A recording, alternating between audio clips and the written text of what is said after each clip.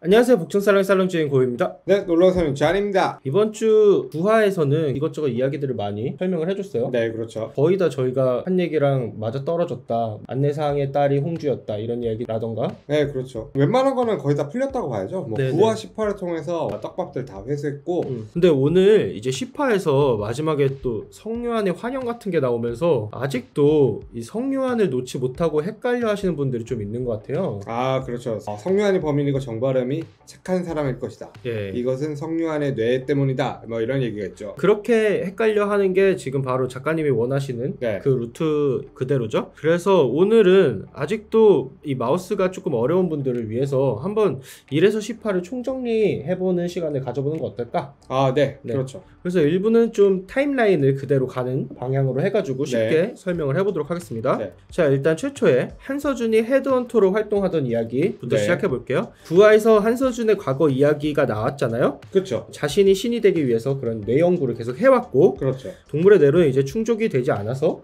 결국 사람의 뇌로 실험하기 위해 헤드헌터가 되었다. 이 중간 과정에서 데니얼 리가 한서준이 던져준 작은 힌트 그거를 가지고 엄청난 그 성과를 거둬냈잖아요. 그렇죠. 사이코패스 유전자라는 걸 찾아냈죠. 자신이 구축한 그 영역안을 데니얼 리가 침범했다는 그것 때문에 약간 촉박해졌잖아요. 그렇죠. 그러면서 또 헤드헌터가 된 거죠. 그렇습니다. 그래서 이 헤드헌터 활동을 한동안 또 일어나는 일들이 몇 가지 있는데, 네. 일단 박두석, 안내상이죠. 네. 안내상이 한서준을 도발했어요. 이걸로 인해서 안내상의 아들딸이 납치가 당합니다. 그렇죠. 현석이랑 현수가 네. 납치되었고, 그 중에서 현수는 이때부터 한서준의 공범처럼 이용이 됐죠. 뭐 예를 들어서 인질의 손목을 묶는 장면, 한서준이 뇌 수술 실험을 하는 영상을 옆에서 비디오로 찍는 장면, 네. 이런 것들이 나왔고, 그리고 이 현수가 지금 홍주다라는 사실까지 나왔습니다. 네, 그렇죠. 현수의 시체가 발견되고 안내상이 막 좌절하고 막 그런 모습들이 있었는데, 이게 알고 보니까 진짜 정체가 실종된 수진이었어요. 그렇죠. 정수진이라는 다른 아이였죠. 아, 수진이를 죽인 게 우영철이고, 우영철의 아버지고, 우재필이 수진이의 시체를 현수인 것처럼 꾸며서 매장을 했죠. 그 후에 정수진은 실종된 것으로 처리가 되었습니다. 그렇습니다. 네. 그러고 나서 이제 우재필이 막 실종하던 같이 찾아주고 이런 장면들이 있었죠. 네네, 그래요. 끔찍해요. 맞아요. 그리고 고무치의 가족이 헤드헌터한테 살해를 당했고요. 네. 이 사건 때문에 한서준이 결국 자신의 마지막 실험을 완성하지 못한 채 잡히게 되었습니다. 그렇죠. 그 마지막 가족이 고무치의 가족, 세 사람을 죽이고 실험을 해가지고 끝을 내려고 했는데 방심한 사이 그 하나 아이 때문에, 어린 그 꼬마 때문에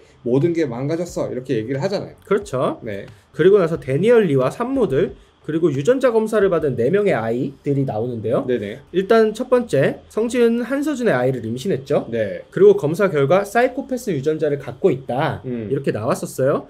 그리고 이 아이가 재훈이죠. 그렇죠. 네. 그러니까 지금의 정바름인 거죠. 네. 네, 그리고 연구원의 부인의 아이도 사이코패스 유전자로 밝혀졌는데, 그럼에도 불구하고 올바르게 키울 거다. 왜냐하면 죽은 내 남편의 아이니까 어떻게든 키우겠다라고 하고, 이 아이가 성유한으로 추정이 됩니다. 그리고 그렇죠. 간호사로 나왔죠. 맞습니다. 네. 자, 그리고 또 호텔로 데니얼리를 찾아와서 자기 아이의 유전자 검사를 해달라 이렇게 했던 여성이 한 명 있었는데, 네. 이 여인이 10화에서 정체가 나왔어요. 우영철의 어머니였고요. 우영철 또한 사이코패스 유전자를 갖고 있다는 사실이 드러났습니다. 네. 10화 초반에 시작하자마자 아이를 죽이려고 하는 모습, 그리고 성지은을 보고 뱃속에 있는 아이를 만지는 장면이라든지, 그렇죠. 낳지 말라 그랬죠? 네네, 그렇게 얘기하면서 성지은이 내려갔을 때 뛰어내려서 죽어버리잖아요. 네, 아마 제 생각에는 우영철이 민 거 아닌가. 아, 그렇죠. 우영철을 위해서 이렇게 쳐다보는 장면이 있어요. 예. 그리고 또 마지막으로 이 여당 출신의 국회의장 신성민이라는 캐릭터가 있어요. 네. 이 신성민이 사이코패스 유전자 보유 태아 원천 제거 법안, 이거 데니얼리가 제안한 법안이었죠? 그렇죠. 그거를 마지막에 반대를 하잖아요. 그렇죠. 근데 이 당시에 신성민의 부인이 임신 중이었고 이제 그 아이가 지금은 피우가 된 거죠. 네. 근데 여기는 아직 사이코패스 유전자를 가진 건지는 밝혀지지 않았어요. 우리가 초반에 이거 국회의원 이런 얘기가 나왔을 때, 아, 이거 피오 뭔가 있을 것 같다, 뭔가 반전을 줄 것 같다 했는데 아직까지 뭔가 나온 게 없어요. 그렇죠. 만약에 사이코패스가 한 명 더 나온다면 피오가 나올 수 있지 않을까? 그럴 가능성이 높죠. 예. 자, 그리고 나서 이제 뭐 유치원생이 된 재훈이가 동물원에서 뱀 우리 안에 그 뇌수술 받은 쥐를 넣는 장면 있었죠. 이때 어떤 소녀가 나타나서 쥐를 밟아 죽이는데, 네. 이 소녀를 저희는 지금 홍주라고 추정을 하고 있습니다. 네, 이 홍주가 나타나가지고 막 그런 얘기 하잖아요. 이지에는 나쁜 애가 들어있어. 그리고 놔두면 널 물어뜯을지도 몰라 라고 얘기하는 게, 오히려 지금의 어떻게 성유한의 뇌가 정바름의 머리로 들어가면서 이걸 잠식하는 그 과정을 약간 은유한 그런 게 아닌가라는 그렇죠. 생각이 들어요. 지금 시청자들이 성유한이 사이코패스다라고 보여주기 위한 그런 또 하나의 장치인 거예요, 이거는. 그렇죠. 예. 자, 그리고 나서 필구가 된 재훈이가 양아버지와 동생들을 살해한 것으로 추정되는 그런 사건이 하나 발생했어요. 네, 그러니까 어린 유치원생 재훈이가 어느 정도 자라가지고 이제 그 필구의 모습을 하고 있죠. 네. 이때 성지은이 재훈이의 목을 조르고 죽이려고 하는 장면이 있었는데 네. 이거는 실패하게 됐고요. 네. 그리고 이때 재훈이 성당에 가서 자신을 괴물로 만든 신을 저주하는 장면, 이렇게 팔을 벌리면서 대사하는 그런 장면들이 나왔습니다. 네. 그리고 이 사건 이후에 아마 재훈이가 성지은 곁을 완전히 떠나게 됐을 거예요. 그 후에 정발음으로 자신의 신분을 바꿨을 것으로 좀 추정이 되고 있습니다. 네. 이 부분이 저희가 지금 예상하고 있는 부분이잖아요. 그렇죠. 그래서 정발음과 성유한 같은 경우에는 어릴 때 사진이 애매하게 시기가 달라요. 그렇죠. 그러니까 어린 시절의 정발음 그리고 어느 정도 자랐을 때의 성유한 이 사진 두 개를 봤을 때 뭔가가 있다. 어린 시절이 명확하지 않다는 이 부분 때문에 저희가 이렇게 추정을 하는 거잖아요. 그렇죠. 이 자세한 이야기는 저희가 예전에 만들어놓은 리뷰 네. 위에 링크 뜰 겁니다. 네. 이걸 참고하시는 게 좋을 것 같고요. 그리고 정발음이 얽혀있는 어떤 사건이 있어서 연구원 부인의 아이였던 요한을 이제 성지은이 데려가서 자신의 아이로 키우게 되는 그런 일이 있었던 것 같습니다. 네. 그리고 이제 고등학생이 된 고무치가 성지은을 찾아오게 되는 사건이 하나 일어납니다. 이건 자신의 형의 수술비를 받기 위해서 찾아온 거였죠. 그렇죠. 그러면서 이 사건 때문에 이제 성지은이 헤드헌터의 부인이었다는 사실이 주변에 알려지기 시작했어요. 네, 고무치가 막 소리치고 막 이렇게 난리를 치니까 주변에서 알고 이 소문은 금방 퍼지게 되죠. 그렇죠. 이 소문이 퍼졌기 때문에 나중에 고등학생이 된 성유한이 이 자식 한서준 2세야 뭐 이런 식으로 불리면서 폭행을 당하게 됐어요. 네, 고무치가 그렇게 얘기한 그 시점부터 계속 그렇게 시달리다가 고등학교 때 폭행당하는 사건을 통해서 연결점을 만들어주는 그런 사건이 되겠죠. 그렇죠. 그리고 이 폭행 사건 때 정발음과 나치국이 도와주면서 용감한 시민상을 받게 되었고요. 네. 그리고 이때 PD였던 홍주가 성유한을 처음 만나게 됩니다. 네. 이 당시 성유한이 병원 창문에서 밖으로 뛰어내리려고 하는 장면을 홍주가 보고 말렸었죠. 네, 그렇죠. 이걸 보면은 이미 이 시점에서 성유한은 사이코패스가 아니다라는 걸 보여주는 하나의 장면이겠어요. 아, 사이코패스는 스스로의 목숨을 끊지 않으니까. 네, 그럴 이유가 없죠.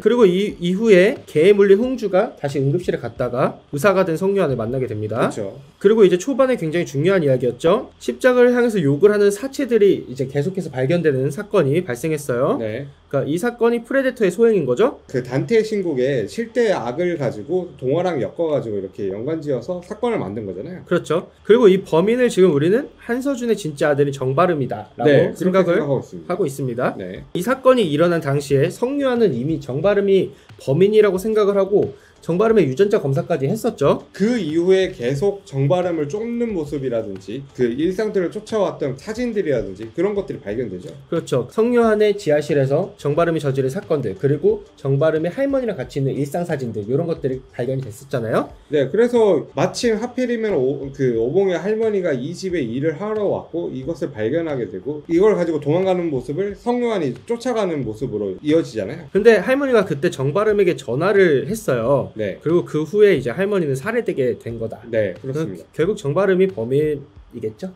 그리고 안내상이 고무치에게 조언을 하나 해줍니다. 프레데터 너무 도발하지 마라. 이렇게 얘기했지만 결국 이걸 무시한 고무치가 프레데터의 손에 자신의 형을 잃게 되었어요. 네, 그렇습니다. 네. 그리고 이때 납치된 한국이 이거 많은 분들이 계속 궁금해 하시는데 정발음 화분 속에 묻혀있다 이런 얘기들도 있고요. 아, 네. 네. 근데 아직도 행방이 묘연합니다. 네, 이것뿐만이 아니라 성유한이 정발음의 머리를 막 부셨잖아요. 네네. 근데 이 과정에서 처음에는 우리가 생각을 했던 거는 당하는 척을 했을 것이다 했는데 이 상황이 너무 큰 피해로 이어졌기 때문에 이게 어떻게 이렇게 이어졌을까 궁금한 점 중 하나죠.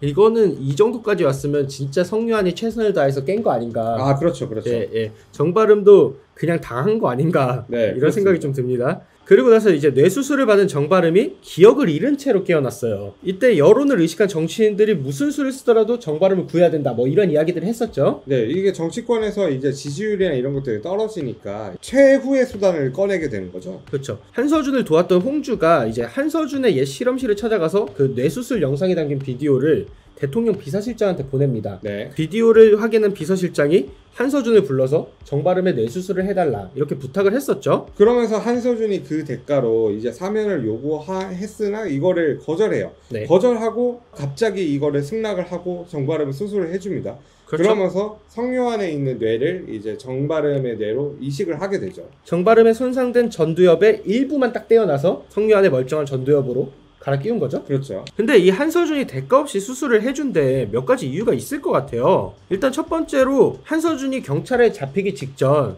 자기 연구를 완성할 마지막 실험만을 남겨두고 있었다 이런 이야기를 했었거든요. 그렇죠, 그렇죠. 그러니까 아마 정발음의 수술을 함으로써 이제 신이 되기 위해 계속 연구해왔던 자기의 그 실험을 마무리 지을 수 있게 된 찬스가 왔다. 네네. 이렇게 생각한 것 같기도 하고요. 두 번째로는 자신의 아들이라고 지금 생각되고 있는 성요한, 이 성요한의 뇌를 정발음에게 이식함으로써 자신의 아들이 좀 정발음 안에서 계속 존재할 수 있도록 한 게 아닌가. 근데 오히려 이게 한서준은 자신은 알지 못하지만 진짜 아들인 정발음의 발목을 잡게 만드는 그런 결정인 거죠? 그렇소. 그렇죠. 지금 저희는 정발음이 1% 사이코패스인 프레데터라고 생각하고 있고요. 네. 여기에 1% 천재인 성유한의 뇌가 들어오게 된 거예요. 네. 그렇게 됨으로써 결국 시놉시스대로 이 사이코패스인 정발음이 반성하고 속죄할 수 있게 되는 그런 장치다. 네, 그렇습니다. 사이코패스가 우리와 같은 감정을 갖게 되는 것. 그래서 진심으로 자신의 죄를 알고 고통스럽게 하는 것. 이게 이 드라마의 주제 의식이란 말이죠. 네, 그러니까 사이코패스는 감정을 느끼지 못하고 아무 죄의식 없이 저질렀던 일들이 오히려 감정이 생기게 되면서 이것들의 죄의식을 느끼고 결국엔 자신의 죄를 반성하고 속죄하는 그런 모습을 보여주고 싶다. 그렇죠. 그게 최란 작가가 하고자 하는 판타지다라는 거를 시놉시스에서 볼 수 있는 장면이죠. 네. 그래서 이 시놉시스만 놓고 보더라도 정발음이 프레데터가 되어야 한다는 걸 알 수 있겠죠. 그리고 나서 깨어난 정발음이 이제 경찰로 복귀했습니다. 이 뇌수술을 받은 후에 정발음한테 몇 가지 변화가 생겼는데 예를 들어서 힘이 세지고 기억력이 강해진다. 그리고 뭐 범인의 심리를 쉽게 파악한다. 이런 것들이 있었어요. 정발음이 숨기고 있던 그 본능 같은 것들이 오히려 숨기지 못하고 이렇게 드러나는 장면이 아닌가. 그렇죠. 원래는 되게 어리버리하게 연기를 해왔었는데 자기가 범인이기 때문에 오히려 더 철저하게 연기를 하고 있던 것들이 이제 기억을 못하니까 이것들을 숨겨야 된다는 거를 인식하지 못하고 있는 게 아닌가. 그렇죠. 그냥 드러내게 되는 거죠. 네네, 그렇죠. 네.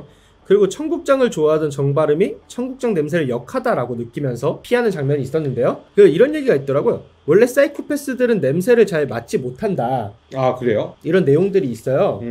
그래서 원래 정발음은 냄새를 맡지 못하는 건데 아, 그래요? 네, 성유한의 뇌가 이식되면서 더 이상 완벽한 사이코패스가 아니게 됐기 때문에 이 냄새를 맡게 되었다. 네. 이런 이야기가 지금 있습니다. 네. 자, 그리고 이제 정발음이 경찰에 복귀한 후에도 새로운 사건들이 계속 일어나고 있어요. 네, 그렇죠. 네. 그리고 뭐 헤드헌터의 제레미라고 불리는 사건들 이게 일어났고 그 사건에서 중요한 하나가 매듭입니다. 매듭. 그 매듭이 계속 그 포인트로 해가지고 연관되어 있는 그 연결고리를 짚고 있잖아요. 네. 근데 이 매듭이 앞으로 전개를 예상하는데 아주 중요한 역할을 하고 있다라고 보여집니다. 네. 그래서 이 매듭의 대체 정체가 뭐냐? 그 이야기는 이제 2부에서 계속해서 한번 이어가 보도록 하겠습니다. 네.